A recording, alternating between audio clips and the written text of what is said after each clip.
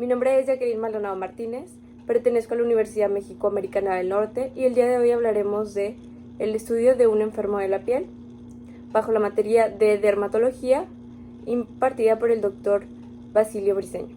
La exploración de la piel no varía a la exploración de cualquier otro tipo de paciente. Lo que va a marcar gran diferencia es que pues aquí primero debemos observar y después debemos preguntar. La piel es el órgano más extenso y más superficial del organismo. Esto hará que la sintomatología sea evidente tanto para el paciente como para el examinador. Esto puede dar una ventaja o desventaja, pero por lo general va a facilitar el estudio que se le está haciendo. Cuando nosotros tenemos un paciente que llega a dermatología, lo primero que va a decirnos es que tiene algo en la piel y se expresará en términos populares como granos, ronchas, giotes, entre algunos otros. Lo que se debe hacer es el médico decirle al paciente que si lo permite observar o examinar, y incluso el mismo paciente nos dirá quiere ver. Una vez observando las lesiones, su morfología, el médico, teniendo un diagnóstico en mente, debe preguntar. Se dice que los dermatólogos no preguntan exageradamente, sino que sus preguntas son para o darle más certeza a lo que está sospechando al posible diagnóstico o descartar ese posible diagnóstico. La exploración física de la dermatosis, que es la infección de la piel, no varía o no se ve diferencia a la propedéutica general, o sea, se siguen los mismos pasos, pero se debe tener mayor importancia en lo que es la inspección y la palpación. Para nosotros tener una buena exploración física de nuestro paciente, en dermatología se requiere tener una buena iluminación. Se dice que se necesita una luz blanca y que dé de frente al paciente. El segundo punto importante es examinar completamente al paciente, o sea, en todas las áreas de su piel para descartar cualquier cosa. Esto obviamente primero indicándoselo al paciente y que él nos autorice. Otro punto también importante es tener una buena temperatura. Se dice que el olor puede ayudarnos un poquito para saber si quizás el paciente se está poniendo alguna crema o alguna sustancia que pueda estar provocándole pues las lesiones. El esquema del examen dermatológico consta de 8 pasos. El primer paso es el examen de la dermatosis.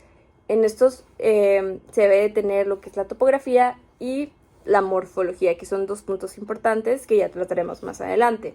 Se deben también examinar restos de piel y anexos como las uñas, el pelo. El tercer paso es el diagnóstico presuntivo. El cuarto paso es el interrogatorio del proceso dermatológico, un estudio completo del paciente, laboratorios orientado al diagnóstico o el posible diagnóstico. Una vez teniendo los laboratorios, el séptimo paso es el diagnóstico integral y por último es el tratamiento y manejo del paciente. El primer punto es el examen de la dermatosis. Aquí el médico debe de plantearse 3 preguntas: ¿cómo?, ¿qué? y ¿dónde? Esto en relación a la piel enferma.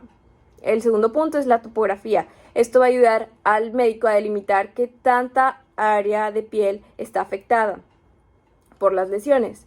Se pueden tener 3 tipos, que sería la localizada, que solo afecta un segmento, la diseminada, que afecta varios segmentos, y la generalizada, en donde ya afecta el 90% de la piel. Otro punto importante a señalar es decir si la dermatosis es asimétrica.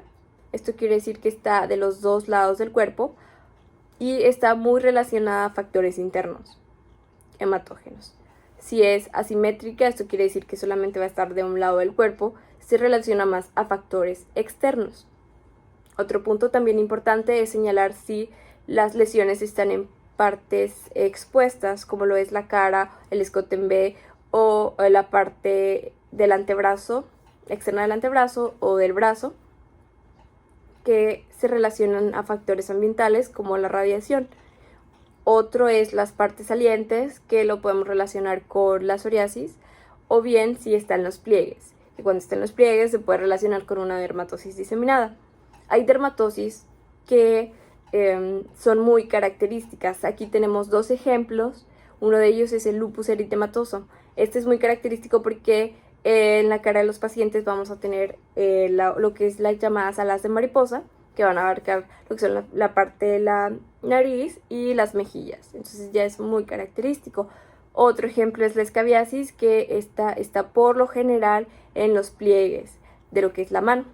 Entonces son características que se van teniendo de cada una de ellas y que van a ayudarlas a identificar. El segundo paso es la morfología. La morfología es de suma importancia para poder dar un correcto diagnóstico en la dermatosis. En este comprende dos fases: el reconocer las lesiones y el darle nombre a las lesiones. El cómo es describir las lesiones y nosotros ir asociándolas a las diferentes patologías. Por lo general, las manifestaciones de las lesiones de la piel se caracterizan por tener prurito, trastornos de la sensibilidad y dolor. Tenemos las lesiones dermatológicas elementales. Estos son signos con los cuales todas las lesiones o enfermedades de la piel van a tener. Se van a clasificar en dos, que son las primitivas. Estas van a aparecer sobre la piel normal, y las secundarias, que van a aparecer sobre las lesiones primitivas. Se van a clasificar en dos principales grupos. Uno son levantamientos de contenido líquido. Esto quiere decir que van a tener líquido en su interior. Aquí vamos a tener en las primitivas lo que es las vesículas, ampollas, pústulas y abscesos. Y en las secundarias vamos a tener escama, escara, ulceraciones, cicatriz y la esclerosis. Después tenemos el levantamiento de contenido sólido. En estos vamos a tener la pápula, el nódulo goma, nudosidades y ronchas. Y en las secundarias vamos a tener lo que es la atrofia, la liquenifacción, verrugosidades y vegetaciones. Y como último clasificación vamos a tener las neoformaciones. A continuación hablaremos de cada una de ellas y sus características.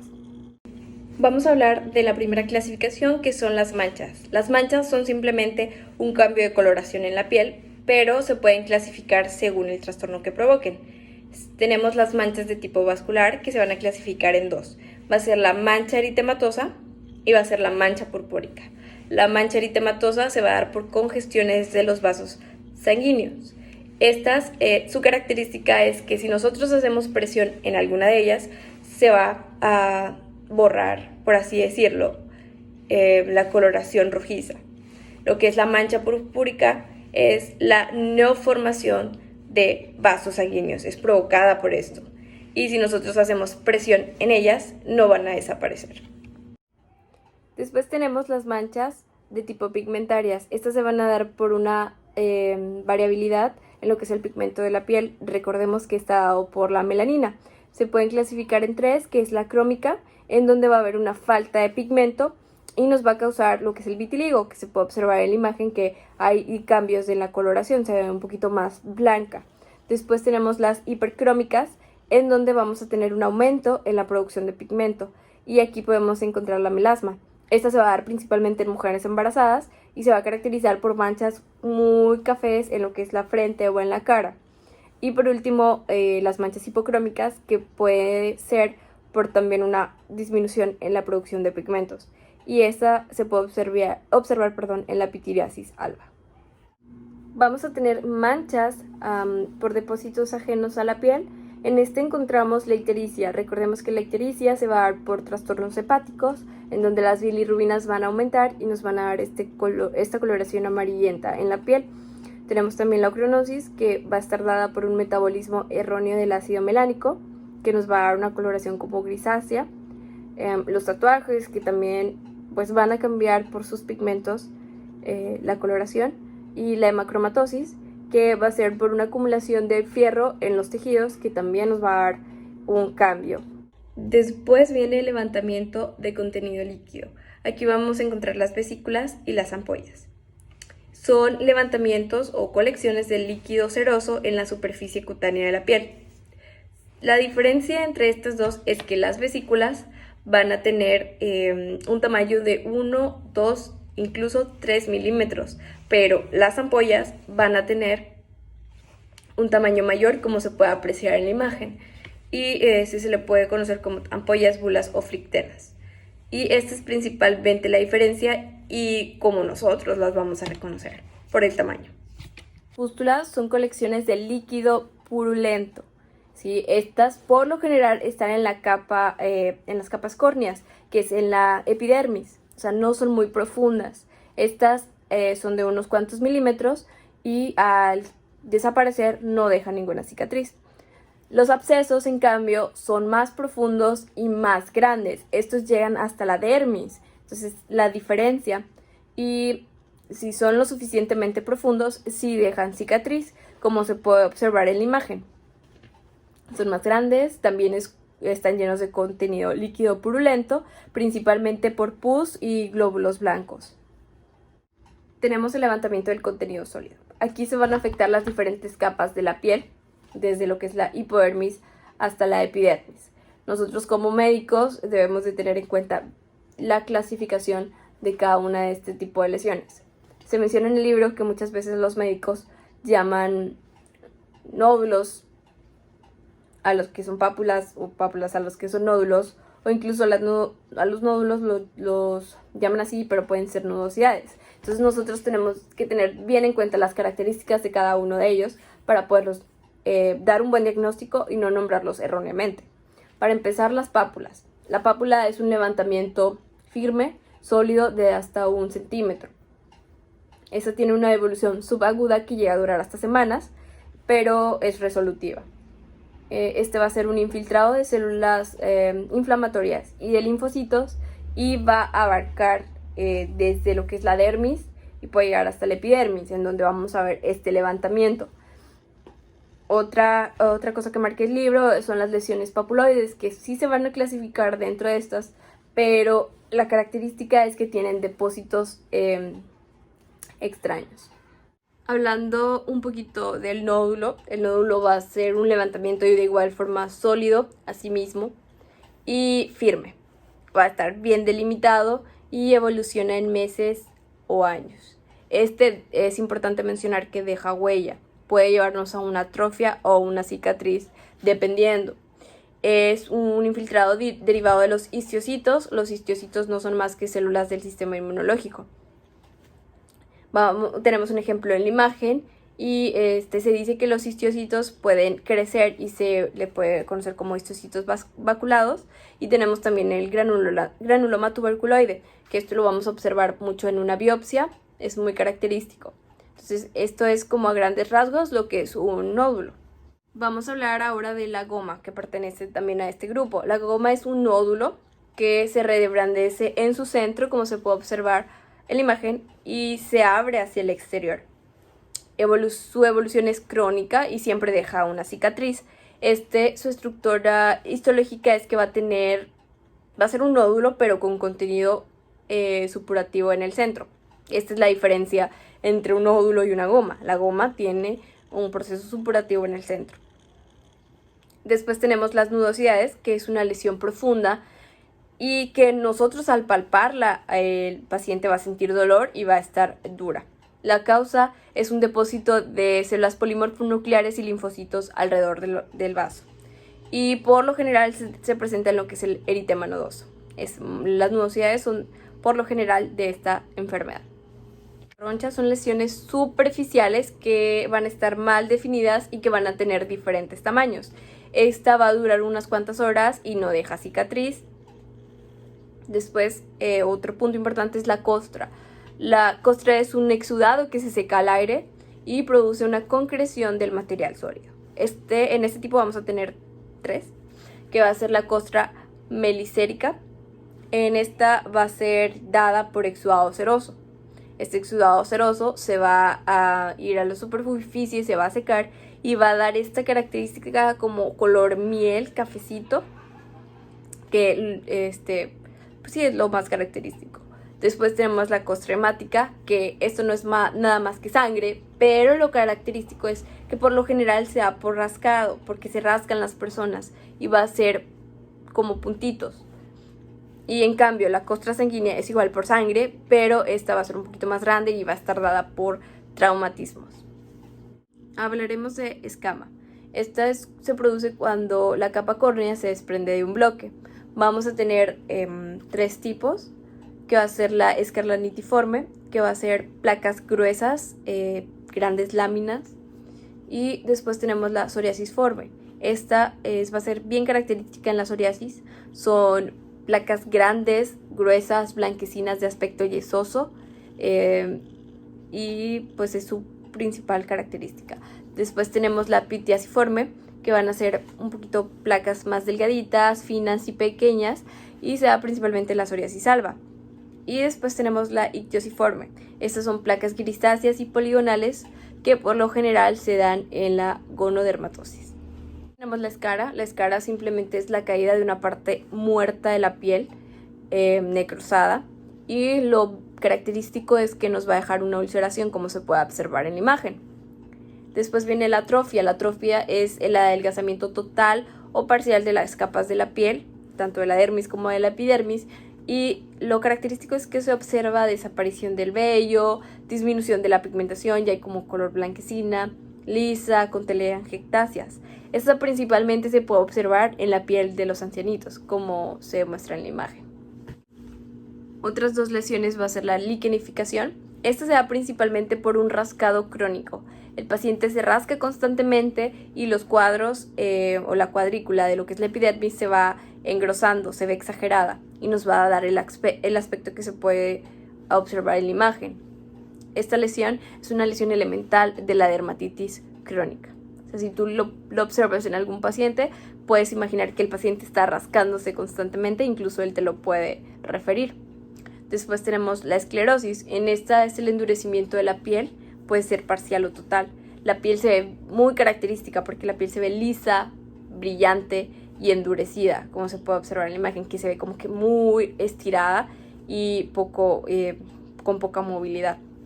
Vamos a tener la cicatriz. La cicatriz no es más que la reparación fibrosa de una solución de continuidad. La cicatriz se puede clasificar en cicatriz plana, hipertrófica, atrófica y queloide, dependiendo de sus características y de sus bordes. Después tenemos la ulceración, que es la pérdida de la sustancia de la piel, que puede llegar a abarcar todas las capas de esta. Tenemos las vegetaciones y verrugosidades.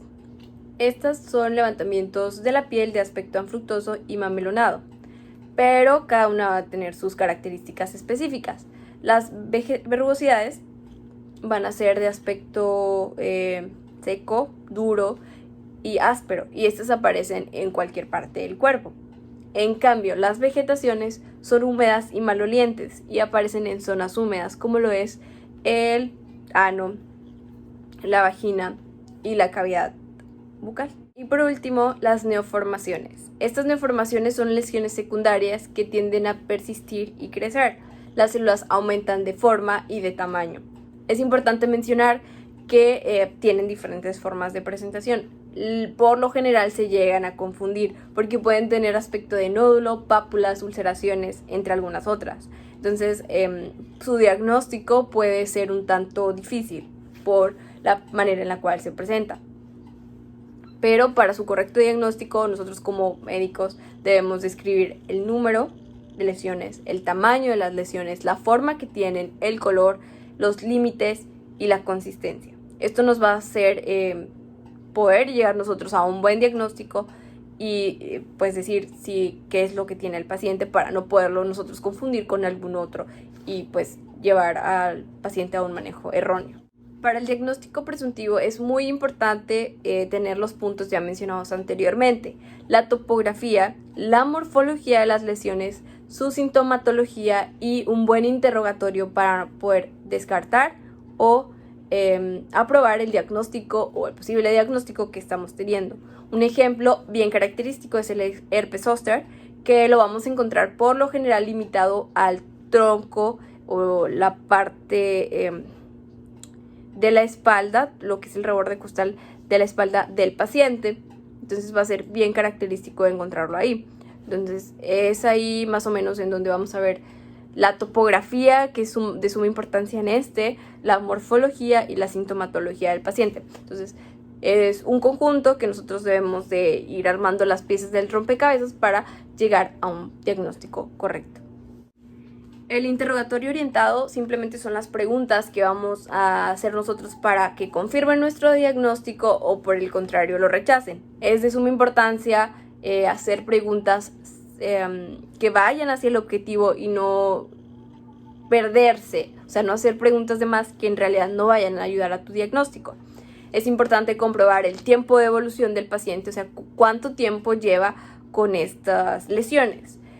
Cómo iniciaron las lesiones, cuáles fueron sus síntomas y qué cosas usted utilizó que le hayan ayudado o bien perjudicado con sus lesiones o con su dermatosis, en dado caso.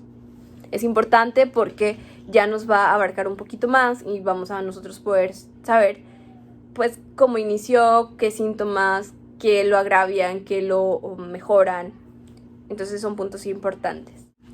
Los estudios complementarios del paciente se debe tener en cuenta que se deben de seguir las normas de la propedéutica general, examinando al paciente todo lo que no sea dermatológico. El hecho de que un paciente llegue con nosotros por algo de la piel no significa que el paciente no tenga algún otro padecimiento que no sea relacionado a la piel. Entonces se debe de examinar correctamente y se deben de descartar cualquier otra enfermedad. Así como también el médico debe hacer un estudio social, por así decirlo, para saber cómo vive el paciente, cómo piensa el paciente, a qué cree que se deba su padecimiento y cuál es el motivo de su consulta. Los laboratorios. Una vez que el médico tiene una idea diagnóstico en mente, va a mandar a hacer ciertos laboratorios para principalmente complementar o confirmar el diagnóstico. Nunca se debe utilizar los laboratorios para resolver dudas o para decir, este es el diagnóstico por el laboratorio. Siempre es para complementar o confirmar. Un ejemplo es que si el dermatólogo sospecha de una micosis, pues va a hacer un estudio micológico. Esto simplemente para confirmar que tiene, qué tipo de hongo tiene y qué tratamiento le puede dar o a qué es más sensible. Entonces es aquí la importancia de los laboratorios. Pero se dice que si hay discrepancia entre clínica y laboratorio, el médico siempre debe de tener en mente o de tener en cuenta que se debe seguir lo clínico, jamás el laboratorio. Ya para el diagnóstico, una vez teniendo pues tu diagnóstico presuntivo, los laboratorios y que ya lo confirmaste con la clínica y esto, ya se puede dar un buen diagnóstico al paciente, un diagnóstico integral. Después viene el tratamiento, debe ser lo más racional y orientado posible. El médico debe indicar qué hacer y qué evitar en cuanto a su padecimiento y se debe tener en cuenta que por más bueno que sea el medicamento, no puedes utilizarlo si ese medicamento le hace daño al paciente. Entonces siempre debemos procurar el bienestar y el mejoramiento de nuestro paciente, no dañarlo ni cualquier otra cosa por el estilo, siempre su bienestar y su cuidado. Hablaremos un poquito de los síndromes dermatológicos más comunes. El primero es la urticaria. La urticaria son ronchas por múltiples causas, pueden ser por medicamentos, puede ser por estrés, por emociones, entre algunas otras. Como se puede apreciar en la imagen, son ronchas solamente. El plúrigo va a ser una combinación de pápulas con costras hemáticas o liquenificación que puede ser dado por piquetes o por la exposición al sol. Y por último el eczema, que son vesículas, erosiones, costras melicéricas y hemáticas que se van a dar sobre un fondo eritematoso. Por lo general se dan en la dermatitis aguda. Después tenemos la dermatitis crónica, que esta se caracteriza por liquenificación sobre un fondo eritematoso y costras hemáticas. Recordemos que la dermatitis crónica nos va a dar la liquenificación por el rascado constante que va a estar teniendo el paciente. Después tenemos el eritema polimorfo, que son zonas eritematosas con pápulas, vesículas, ampollas, erosiones y costras melicéricas formando placas. El eritema nodoso son nudosidades dolorosas acompañadas de síntomas generales, que se da en el eritema nodoso que nosotros al tocar al paciente las nudosidades van a estar duras y pues le van a causar mucho dolor al paciente. La púrpura se caracteriza por petequias o franjas en ocasiones hemorrágicas.